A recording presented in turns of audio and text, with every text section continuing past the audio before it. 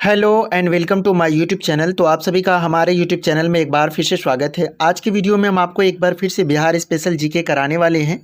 इससे पहले हमने 7 पार्ट्स में और भी क्वेश्चंस कराए हैं। अगर आपने उन वीडियो को नहीं देखा है तो आप प्ले लिस्ट में जाकर उन वीडियो को देख सकते हैं। आज का जो हमारा पहला सवाल है, क्वेश्चन नंबर 401 कहता है कि हर्यक वंश के उपरांत मगध पर किस वंश की सत्ता स्थापित हुई थी। तो शिशुनाग वंश, नंद वंश, मौर्य वंश, उपर्युक्त में से कोई नहीं।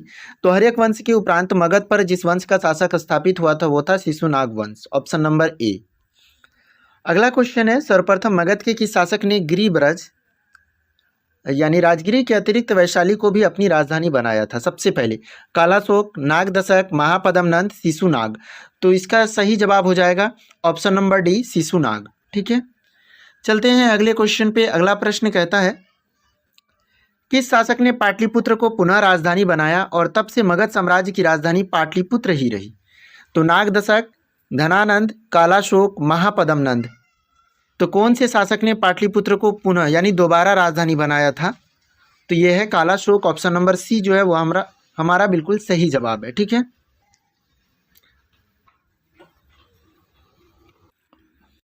अगला प्रश्न कहता है 404, द्वितीय बौद्ध संगति का आयोजन किसके शासनकाल में हुआ था। तो द्वितीय जो बौद्ध संगति का आयोजन जो हुआ था वो किसके शासन काल में हुआ था। वैशाली, नागदशक, चंद्रगुप्त मौर्य, कालाशोक। तो ये हो जाएगा कालाशोक, ऑप्शन नंबर डी जो है वो हमारा बिल्कुल सही जवाब है। ठीक है, चलते हैं अगले क्वेश्चन पे। अगला प्रश्न है, द्वितीय बौद्ध संगति का आयोजन कहाँ हुआ था। पहले पूछा किसने करवाया, अब है कि कहाँ हुआ था। तो वैशाली, पाटलिपुत्र, राजगृह, कुंडलवन। तो बता दें कि द्वितीय बौद्ध संगति का जो आयोजन हुआ था वो वैशाली में हुआ था। इसमें बता दें कि पहला जो हुआ था राजगिरी यानी ठीक है यानी गिरिब्रज में, दूसरा हुआ था वैशाली में, तीसरा हुआ था पाटलिपुत्र में और चौथा हुआ था कुंडलवन में। ठीक है, चलते हैं अगले क्वेश्चन पे। अगला प्रश्न है, द्वितीय बौद्ध संगति की अध्यक्षता किसने की थी। तो किसके शासनकाल में हुआ था, कालाशोक के, लेकिन अध्यक्षता किसने की थी, शाबक मीर, महाकश्यप, मोगलीपुत्र तीस, वसुमित्र। तो इसका सही जवाब हो जाएगा शाबक मीर, ऑप्शन नंबर ए। अगला क्वेश्चन है, नंदवंश का संस्थापक था। तो नंदवंश का संस्थापक कौन था, महापद्मनंद, घनानंद, मुंड, इनमें से कोई नहीं। तो नंदवंश का जो संस्थापक था महापद्मनंद था। चलते हैं अगले क्वेश्चन पे। अगला प्रश्न कहता है, मगध के किस शासक को कली का अंश, परशुराम अवतार यानी क्षत्रियों का नाशक, सर्वक्षंत्रातक, एक छत्रक और एकराट कहा जाता है। तो कौन से शासक को कली का अंश भी कहा जाता है, परशुराम का अवतार भी, और एक छत्र भी और एक राट भी कहा जाता है। घनानंद को, महापद्मनंद को, अजातशत्रु को, उदायन को। तो इसका सही जवाब हो जाएगा ऑप्शन नंबर बी, महापद्मनंद, जो कि नंदवंश के संस्थापक है। अगला क्वेश्चन है, नंदवंश का अंतिम शासक कौन था, महापद्मनंद, मुंड, घनानंद, कालाशोक। तो नंदवंश का जो अंतिम शासक था वो था घनानंद। ठीक है, घनानंद, ये आपको ध्यान में रखना है।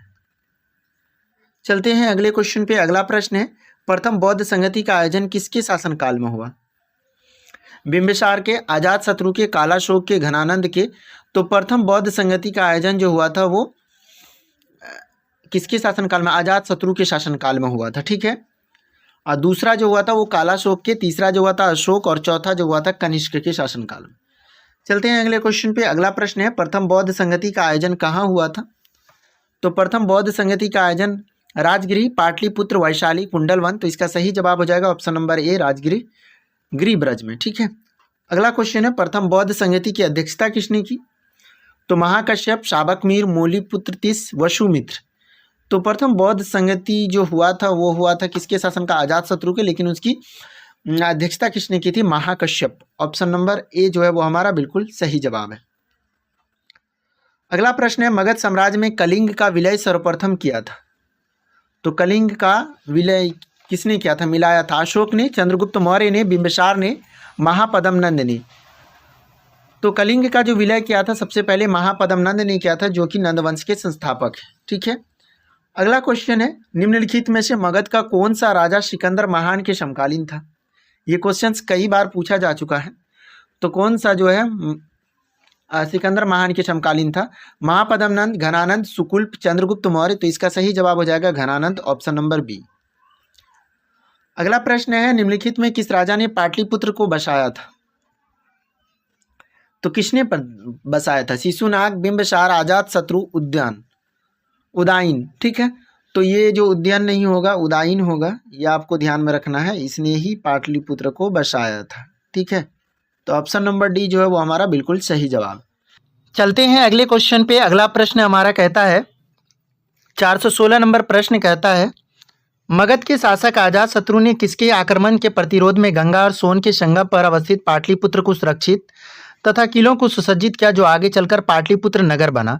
यूनानियों, डमिट्रियस या वैशाली के वज्जियों या अंग शासकों के? तो इसका सही जवाब हो जाएगा वैशाली के वज्जियों। ठीक है, चलते हैं अगले क्वेश्चन पे। अगला प्रश्न हमारा कहता है, मौर्य साम्राज्य का संस्थापक था? तो मौर्य साम्राज्य का संस्थापक बिंदुसार, अशोक, धनानंद, चंद्रगुप्त मौर्य। तो जो मौर्य साम्राज्य का संस्थापक था चंद्रगुप्त मौर्य था। चलते हैं अगले क्वेश्चन पे। अगला प्रश्न हमारा कहता है, मौर्य साम्राज्य की राजधानी थी? तो मौर्य साम्राज्य की राजधानी राजगिरा, पाटलिपुत्र, वैशाली, उपर्युक्त में से कोई नहीं। तो मौर्य साम्राज्य की जो राजधानी थी वो थी पाटलिपुत्र। चलते हैं अगले क्वेश्चन। अगला प्रश्न है, चंद्रगुप्त मौर्य ने मगध की सत्ता किसकी सहायता से प्राप्त की? चाणक्य, विष्णुगुप्त, मेगास्थनीज, सेल्यूकस, उपर्युक्त में से कोई नहीं। तो इसका सही जवाब हो जाएगा चाणक्य, ऑप्शन नंबर ए। चलते हैं अगले क्वेश्चन पे। अगला प्रश्न है, मौर्य साम्राज्य की स्थापना हुई तो कब हुई? 351 ईस्वी, 320 ईस्वी पूर्व, 320 ईस्वी में, उपर्युक्त में से कोई नहीं। तो मौर्य साम्राज्य की स्थापना हुई थी 320 ईस्वी पूर्व में। अगला प्रश्न कहता है, यूनानी दूत के मेगास्थनीज किसके दरबार में पाटलिपुत्र आया था? अशोक महान, बिंदुसार या तीवर या चंद्रगुप्त मौर्य? तो यूनानी दूत मेगास्थनीज जो आया था वो चंद्रगुप्त मौर्य के दरबार में आया था। ऑप्शन नंबर डी जो है वो हमारा बिल्कुल सही जवाब है। चलते हैं अगले क्वेश्चन पे। अगला प्रश्न है, मेगास्थनीज का पाटलिपुत्र आगमन हुआ था तो कब वो पाटलिपुत्र आए थे? 311 ईस्वी में, 315 ईस्वी पूर्व में, 320 ईस्वी पूर्व में या 305 ईस्वी पूर्व में? तो मेगास्थनीज जो आए थे वो 315 ईस्वी पूर्व में आए थे। अगला प्रश्न है, चंद्रगुप्त मौर्य के दरबार में मेगास्थनीज को भेजने वाला शासक था तो कौन था? सिकंदर, सेल्यूकस, निकोटर, डेमिट्रियस या डिमोक्लिस? तो चंद्रगुप्त मौर्य के दरबार में जो मेगास्थनीज को भेजा था वो था सेल्यूकस निकोटर।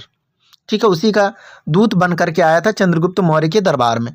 अगला क्वेश्चन है कि शासक के शासनकाल के समय मगध पर 12 वर्षों का भीषण अकाल पड़ा था। तो अशोक के या उदायन के, अजात शत्रु के, चंद्रगुप्त मौर्य के? तो चंद्रगुप्त मौर्य के शासनकाल में 12 वर्षों का भीषण अकाल पड़ा था। अगला प्रश्न है, चंद्रगुप्त मौर्य का प्रधानमंत्री था चाणक्य, तीवर, मेगास्थनीज, भद्रबाहु? तो चंद्रगुप्त मौर्य का जो प्रधानमंत्री था वो कौन थे? चाणक्य थे। अगला क्वेश्चन है, किससे मुक्ति दिलाने के कारण चंद्रगुप्त मौर्य को भारत का मुक्तिदाता कहा जाता है? ईरानियों से, यूनानियों से, शकों से, यूचियों से? तो किससे मुक्ति दिलाने के कारण कहा जाता है? तो ये कहा जाता है यूनानियों से, ऑप्शन नंबर बी। अगला प्रश्न है, वह सरोवर जिसमें पाटलिपुत्र के प्रशासन का वर्णन उपलब्ध है वह है? तो किसमें? दिव्यवदान, अर्थशास्त्र, इंडिका, अशोक के शिलालेख? तो पाटलिपुत्र के प्रशासन का जो वर्णन उपलब्ध है वो इंडिका में। ठीक है, जो मेगास्थनीज की पुस्तक है, जो कि सेल्यूकस का दूत बनकर के आया था चंद्रगुप्त मौर्य के दरबार में। अगला प्रश्न है, नंदवंश के पश्चात मगध पर किस राजवंश ने शासन किया? मौर्य ने, शुंड ने या गुप्त ने या कुषाण ने? तो इसका सही जवाब हो जाएगा ऑप्शन नंबर ए, मौर्य ने। अगला क्वेश्चन है, मेगास्थनीज की पुस्तक का नाम क्या है? तो मेगास्थनीज की पुस्तक का नाम इंडिका, अर्थशास्त्र, पुराण, ऋग्वेद? तो इसकी पुस्तका का नाम जो है वो क्या है? इंडिका है। ऑप्शन नंबर ए जो है वो हमारा बिल्कुल सही जवाब है। अगला क्वेश्चन है, अर्थशास्त्र के लेखक कौन है? बिल्कुल आसान सा सवाल है। कालिदास, कौटिल्य, भयभूति या मिलिंद? तो ये जो है कौन है? कौटिल्य है। ठीक है, चलते हैं अगले क्वेश्चन पे। अगला प्रश्न है, पाटलिपुत्र की शासन व्यवस्था का विस्तृत वर्णन किस विदेशी यात्री के वृत्तांत में मिलता है? स्टेबो के, फाहियान के, मेगास्थनीज के, युआन चाहेंगे कि पाटलिपुत्र के शासन की व्यवस्था का विस्तृत वर्णन जो मिलता है वो मेगास्थनीज के मिस में मिलता है, सी।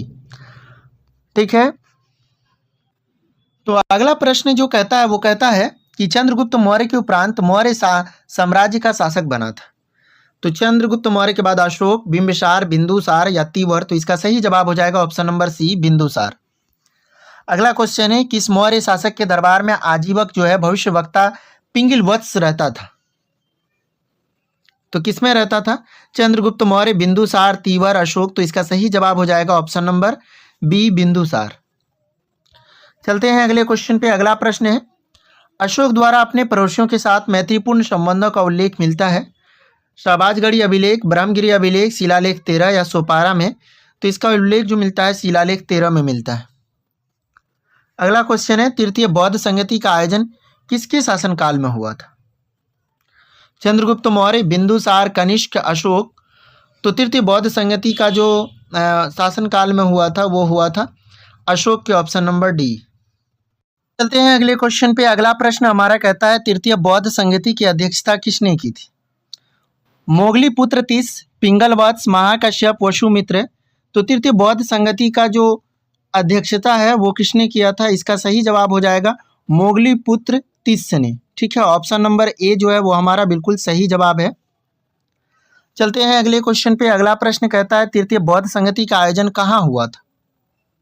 राजगिरी, वैशाली, कुंडलवन, पाटलिपुत्र। तो तृतीय बौद्ध संगति का जो आयोजन हुआ था वो हुआ था पाटलिपुत्र में। ठीक है, जबकि बता दें पहला राजगिरी, दूसरा वैशाली, तीसरा पाटलिपुत्र और चौथा कुंडलवन कश्मीर में हुआ था। अगला प्रश्न है, तृतीय बौद्ध संगति का आयोजन कब हुआ था? तो तृतीय जो बौद्ध संगति हुई थी वो कब हुई थी? 251 ईस्वी पूर्व, 269, 234 या उपरोक्त में से कोई नहीं थी। इसका सही जवाब हो जाएगा 251 ईस्वी पूर्व। अगला जो क्वेश्चन है, अगला क्वेश्चन कहता है, किस मौर्य शासक ने कलिंग पर विजय प्राप्त की? तो चंद्रगुप्त मौर्य, बिंदुसार, अशोक, उपर्युक्त सभी। तो कलिंग पर जो विजय प्राप्त किया था किसने किया था? अशोक ने, ऑप्शन नंबर सी जो है वो हमारा बिल्कुल सही जवाब है। चलते हैं अगले क्वेश्चन पे। अगला प्रश्न है, किस युद्ध में हुए भारी तबाही व जानमाल की हानि को देखकर अशोक का हृदय परिवर्तन हुआ और उसने युद्ध नीति त्याग कर धम्म नीति की घोषणा की थी? तो कलिंग युद्ध, सिंधु, कंबोज, उपरोक्त में से कोई नहीं। तो यह हो जाएगा कलिंग, ऑप्शन नंबर ए। अगला प्रश्न है, अशोक का धम्म था नैतिक और आचार संहिता, प्रशासनिक संहिता, युद्ध संहिता, उपयुक्त सभी। तो अशोक का जो धम्म था वो क्या था? नैतिक आचार संहिता, ऑप्शन नंबर ए। अगला प्रश्न है, मौर्य साम्राज्य का केंद्रीय न्यायालय कहाँ स्थित था? तो मौर्य साम्राज्य का जो केंद्रीय न्यायालय था वो कहाँ पे स्थित था? स्वर्णगिरी, पाटलिपुत्र, अवंती या फिर वैशाली में? तो इसका सही जवाब हो जाएगा पाटलिपुत्र, ऑप्शन नंबर बी। अगला जो प्रश्न है वो कहता है, अशोक ने अपने धम्म यात्रा के अंतर्गत सर्वप्रथम किस जगह की यात्रा की? तो वो किया था लुम्बिनी, कुशीनगर, बोधगया, वैशाली। तो इसका सही जवाब हो जाएगा बोधगया। अगला जो क्वेश्चन है वो कहता है, अशोक ने अपने धम्म यात्रा के अंतर्गत बोधगया की यात्रा अपने राज्याभिषेक के किस वर्ष में की थी? 9वें वर्ष, 10वें वर्ष, 11वें वर्ष, 7वें वर्ष। तो इसका सही जवाब हो जाएगा ऑप्शन नंबर बी, 10वें वर्ष। अगला जो क्वेश्चन है वो कहता है, अशोक के स्तंभ लेख बिहार के किस जिले से प्राप्त हुई है? तो अशोक के जो स्तंभ लेख प्राप्त हुए हैं भागलपुर, चंपारण, छपरा, कैमूर। तो इसका सही जवाब हो जाएगा ऑप्शन नंबर बी, चंपारण। अगला क्वेश्चन है, बिहार से प्राप्त होने वाले अशोक के स्तंभ लेख नहीं है। लौरिया आर्यराज, लौरिया नंदनगढ़, रुमिनदेई या रामपुरवा। तो इसका सही जवाब हो जाएगा रुमिनदेई। ठीक है, चलते हैं अगले क्वेश्चन पे। अगला प्रश्न कहता है, अशोक के समय मौर्य साम्राज्य में 5 प्रांत का उल्लेख मिलता है जिसमें से एक प्राची या प्राची प्रांत पूर्वी प्रदेश की राजधानी थी। वैशाली, राजगिरा, तोशली, पाटलिपुत्र। तो इसका सही जवाब हो जाएगा पूर्वी प्रदेश की राजधानी पाटलिपुत्र। अगला क्वेश्चन है, पाटलिपुत्र में स्थित चंद्रगुप्त का महल मुख्यतः बना था। तो जो चंद्रगुप्त का जो महल था वो किसका बना था? मिट्टी का, लकड़ी का, पत्थर का, ईंटों का। तो इसका सही जवाब हो जाएगा ऑप्शन नंबर बी, लकड़ी का। अगला क्वेश्चन है, चंद्रगुप्त मौर्य का राजप्रसाद स्थित था कुम्हारपटना में, राजगिरी में, वैशाली में, मनेर में। तो इसका सही जवाब हो जाएगा कुम्हारपटना में। अगला क्वेश्चन है और आज का जो लास्ट प्रश्न है 450 नंबर, वो कहता है कि इस विद्वान ने चंद्रगुप्त मौर्य के राजप्रसाद के बारे में कहा कि इसकी शान और शौकत का मुकाबला न तो सूसा और न एक बेतना कर सकते हैं। ठीक है, तो Fahien, Megasthenes, Arrian, V A Smith. तो इसका सही जवाब हो जाएगा V A Smith, option number D. तो दोस्तों हमने इस वीडियो में आपको 50 क्वेश्चंस कराए हैं। आई होप आपको ये वीडियो पसंद आया होगा। वीडियो पसंद आए तो वीडियो को लाइक कीजिए और अपने दोस्तों के साथ शेयर कीजिए। तो मिलते हैं अगले वीडियो में। Thank you, bye.